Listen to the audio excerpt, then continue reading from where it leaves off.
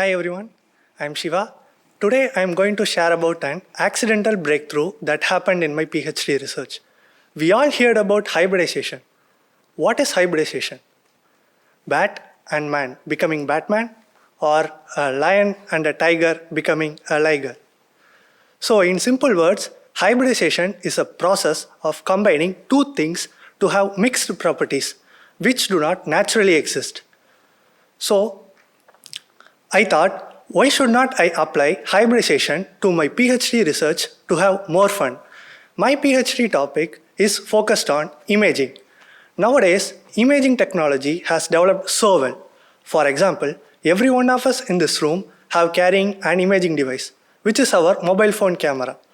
So, using camera is more fun. When I got my first camera, I used to take pictures or videos at different possible angles or at different distances. So once I record a picture or a video, I can't change the depth of field.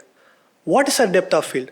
So depth of field is the capability to discriminate objects at different distances.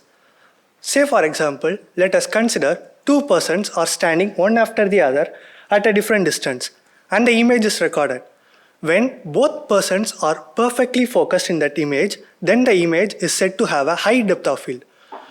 If one person is focused and another person is blurred, then the image is said to have a low depth of field. So I thought, why should not I apply hybridization here? So I recorded two images, one with high depth of field, another one is with low depth of field. And I combined them, like Bat and Man becoming Batman.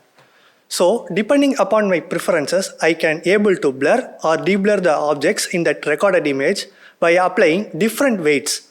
So until now, such a capability has not been demonstrated in the history of imaging technology. This is a breakthrough in imaging technology. So this work is published in one of the leading journals in optics, and it is also highlighted in Science News. We believe that the developed method will be impactful in the fields like cinematography, which can be able to reduce the number of takes and will be useful in microscopy, computer tomography, etc. And this work has been submitted to University of Tartu Technology Transfer Office for filing a patent. Thank you for your kind attention.